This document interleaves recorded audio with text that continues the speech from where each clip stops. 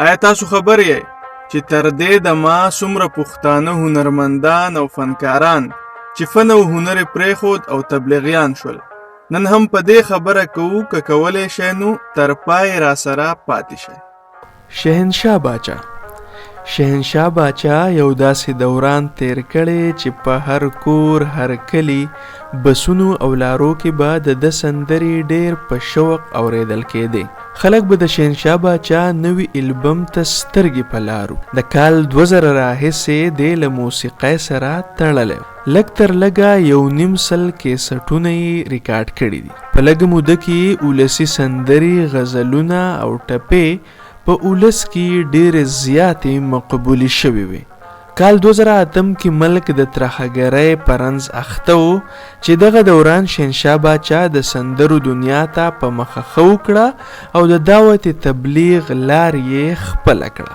لږه موده پس د شهنشاه باچا په زړه راښکونکي غږ کې د حمدونات ډالۍ مخې ته راغلی. شهنشاه باچا نن د پښتو نوموړی نعتخوان دی او په دغه لار کې د ژوند شپې سبا کوي. ښاغلی خپله حلاله مزدوري کوي او دا چې د خوشحالۍ او سکون ژوند تیروي. شاسخان شاسخان قریبا د ژوند 20 کلونه موسیقۍ ته ورکړي دي.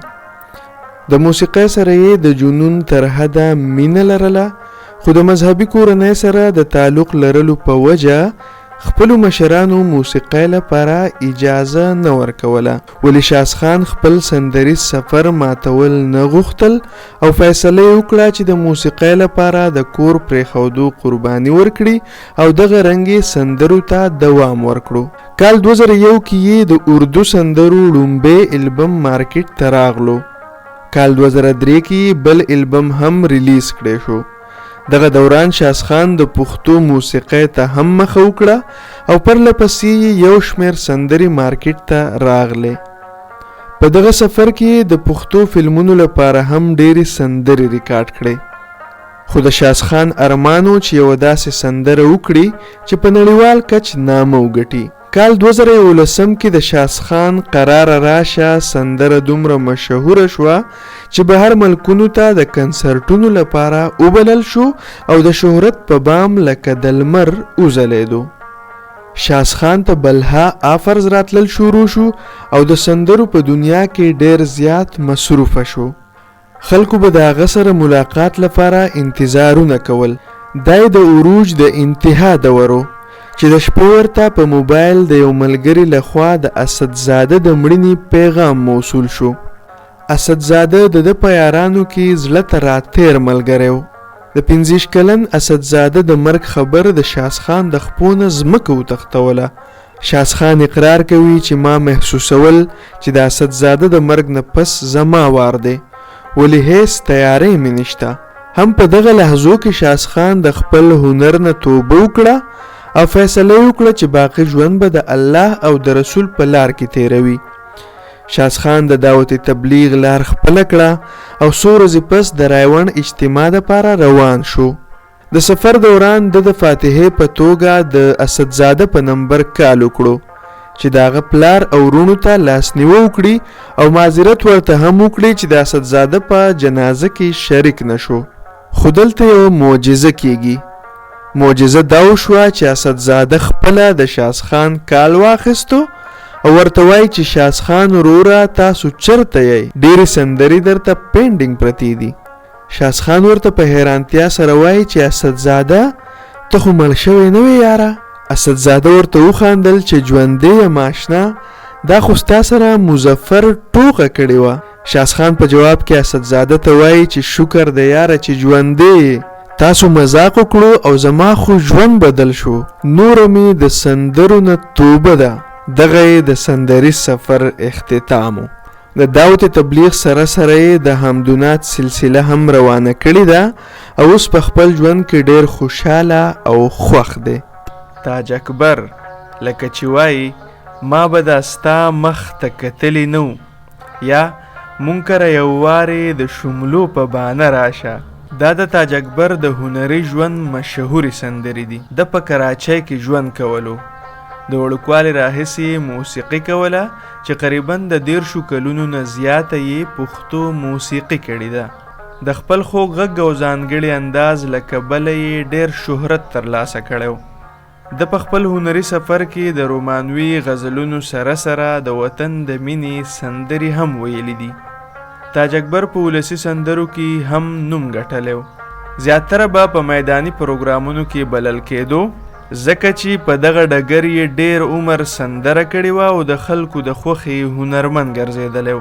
تاج اکبر نه صرف په هیواد دننه بلکې بهر ملکونو کې هم د خپل فن مظاهرې کړي دي. خو یوه ورځ داسې هم راغله چې تاج اکبر د موسیقۍ نه لاس واخیستل او د تبلیغ لار یې خپله کړه. دا یې د ترور د زوی د مړینې په موقع باندې د هغه په قبر د یو مولانا صاحب بیان اورېدلی و.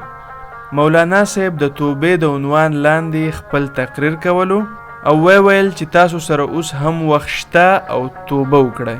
د مولانا صاحب دغه الفاظ یې په زړه واخیستل او د موسیقۍ نه یې توبه وکړه.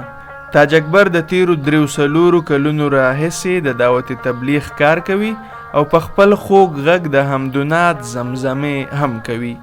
شاسوار خان د هر سندرغاړي خپل لار وي.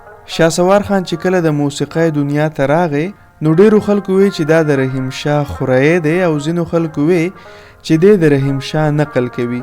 خو شاسوار خان دا خبرې رد کړې دي.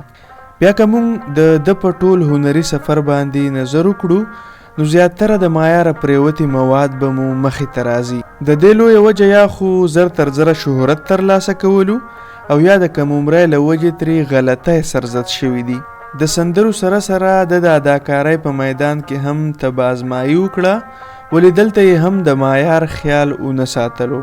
شاسوار خان همیشه د خپل کردار له وجې د تنقید ښکار شوی دی. دا خبره 100% درسته ده چې غیر معیاري انتخاب بیخي لږ ژوند لري. د کال 2011 نه تر 2019 پورې شاسوار د موسیقۍ او فلمي نړۍ سره پیوست پاتې شوی دی.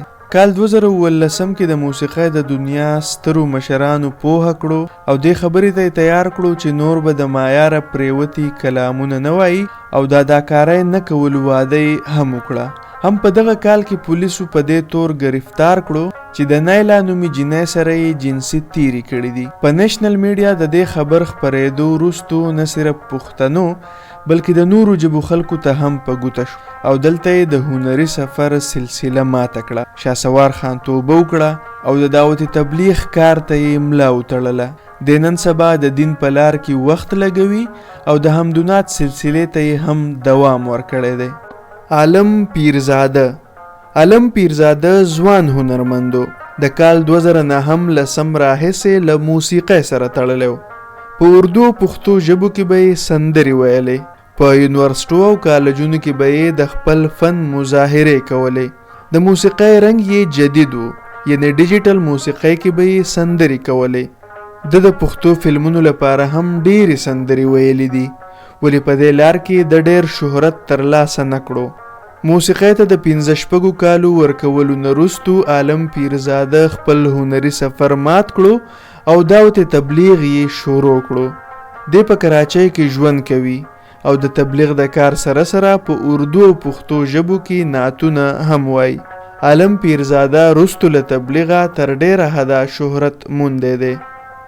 ریحان شاه یو زلمی سندرغاړی و چې کال 2014 کې مخې ته راغلی و.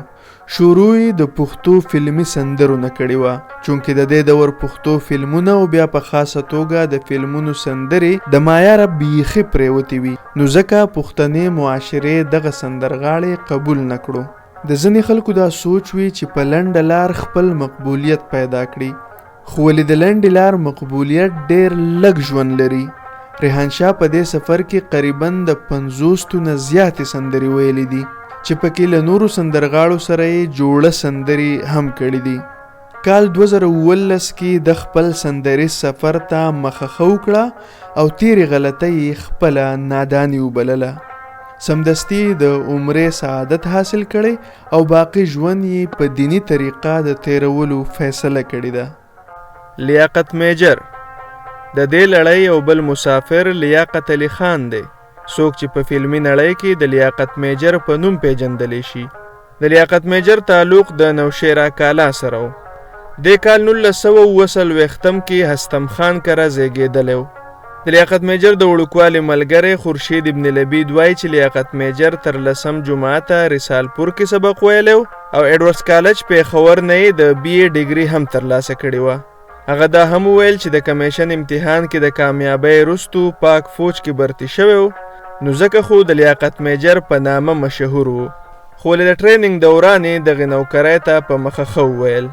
له دې وروستو د پخواني وزیر اعظم ذوالفقار علي بټو په دور کې تحصیلدار برتي شو، خو د فلمونو شوق په دومره حاوي و چې تحصیلداري ورته هم پرېښودله او په باقاعده توګه یې د فلمي سفر آغاز وکړو.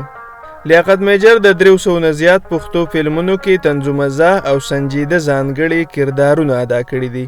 د ده په مشهورو فلمونو او سټیج ډرامو کې دیدن، خان دهقان، یوسف خان شیربانو، لیلا مجنون، ادم خان درخانی، اوربل، خانه بدوش، علاقه غیر او در خیبر نه علاوه یو شمیر فلمونه نور هم شامل دي.